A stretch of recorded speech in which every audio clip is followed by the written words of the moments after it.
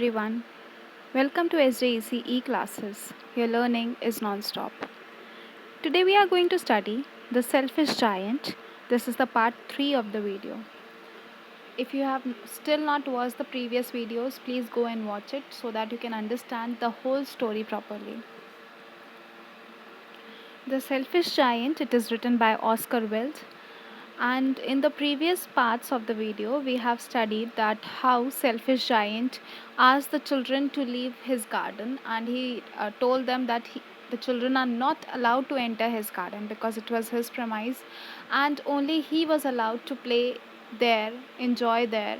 So, because of his greediness, because of his selfish nature, the spring refused to enter his garden, and it became cold. Let's see what happens next.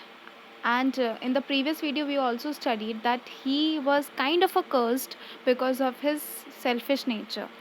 The spring said that he is too selfish, and that is why the north wind, the hail and the frost, the snow danced in his garden over the trees for about the whole year. They decided to stay there for the whole year.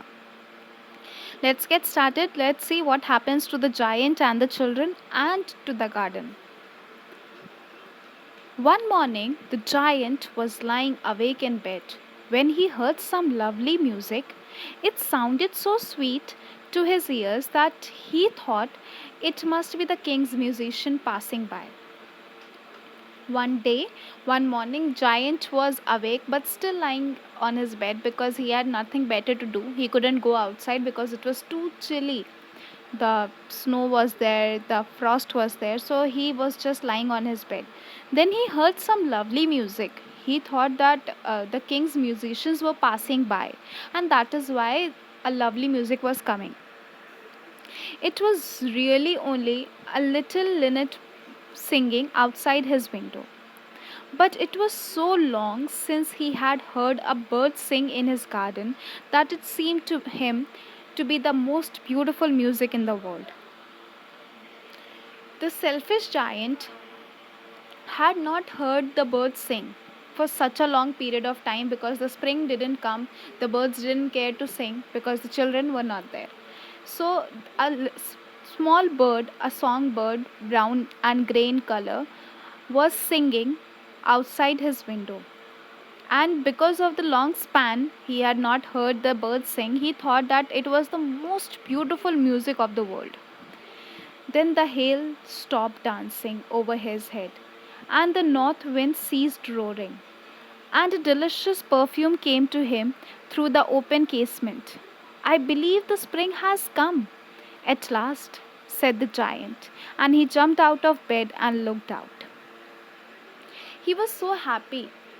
A beautiful smell, a pleasant smell was coming out from his window. A delicious perfume was coming out of his window.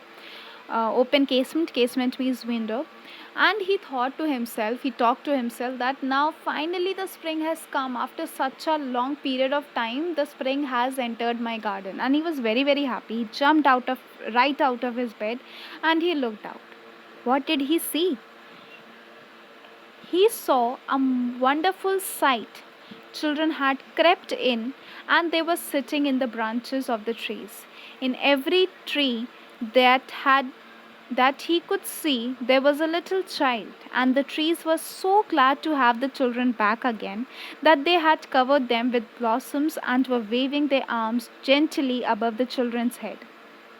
So the children were missing that garden so much that they even forgot that there was a giant living in that garden and in that castle.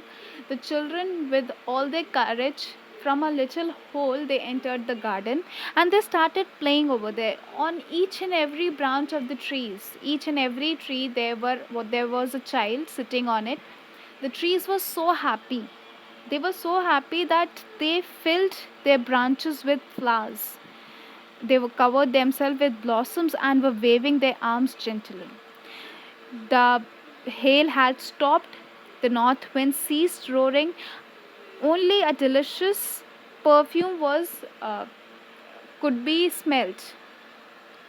There was no more cold, there was no more frost, wind, hail, nothing, no snow.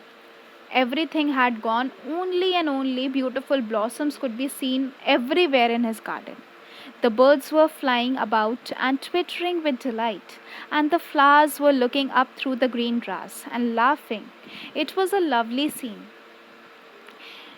The atmosphere was so beautiful. The flowers were beautifully blooming, the birds were singing, and there was greenery everywhere.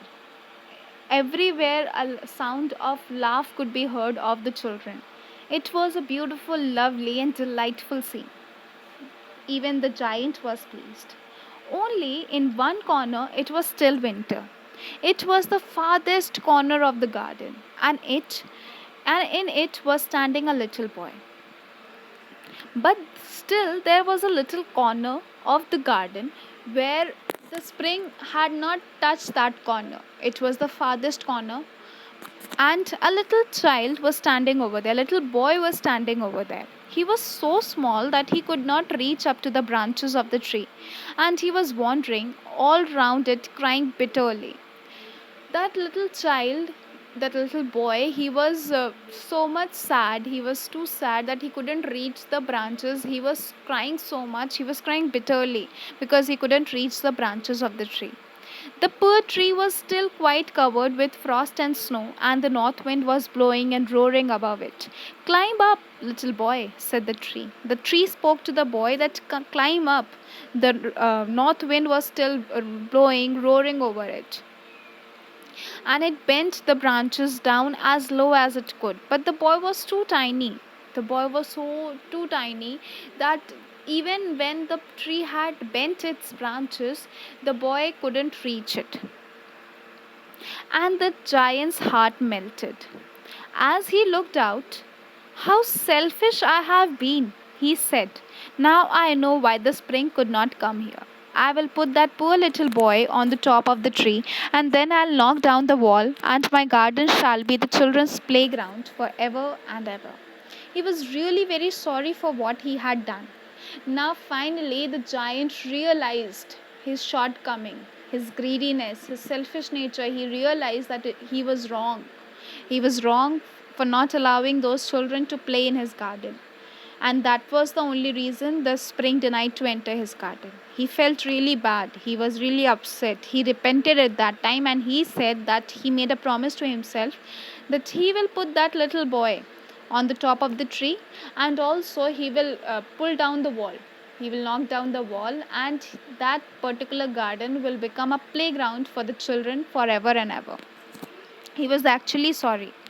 So he crept downstairs and opened the front door quite softly and went out into the garden. But when the children saw him, they were so frightened that they all ran away, and the garden became winter again. Only the little boy did not run, for his eyes were so full of tears that he did not see the giant coming. And the giant stole up behind him and took him gently in his hand and put him up into the tree. The giant went downstairs, and as soon as the children saw the giant, they ran away. The winter came back again, but he still decided that he will help that little boy to climb that tree. He put that boy on the top of the tree. The boy's eyes were full of tears, so he couldn't see the giant coming. And the giant very gently he lifted the boy in his hand, and he put him up into the tree. And the tree broke at once into blossom, and the birds came and sang on it, and the little boy stretched out his two arms and flung them around the giant's neck. Now the tree was so happy that at once it bloomed. The birds came and sang on it. The little boy was also very happy, very pleased. He hugged Giant at once and kissed him. And the other children, when they saw the giant was not wicked any longer, came running back, and with them came the spring. It is your garden now, little children, said the giant. When the children realized that giant was not selfish any longer, and he was not wicked, anymore. So the children came back, and along with them came the spring. The garden was beautiful again. The children were playing, and the giant promised the little children that this garden is now yours. He took a great axe and knocked down the wall. And when the people were going to the market at 12 o'clock, they found the giant playing with the children in the most beautiful garden they had ever seen. The children and the giants started having a beautiful relationship. They started playing together. The giant has knocked down the wall. He pulled down the wall, and with an axe, the people who were going to the market, they saw the beautiful garden and the children and the giant playing together. It was the most beautiful scene. And this way, and here the story ends. The Selfish Giant is a beautiful story about how we should be helpful to each and everyone. We should not keep things to ourselves. If we have a particular thing we can help other, we can bring happiness to other, we should try our level best. Because when we help others, in some or the other way, that help returns to us. The same way, the selfish giant, who was actually very selfish, that is why all throughout the story is being called selfish, but towards the end he realized his mistake, that he was greedy, he was selfish, he was rude, and he left all those things, and he became a children lover. He decided that he will allow the children to come into his garden, and this way the story ends beautifully. Thank you for watching.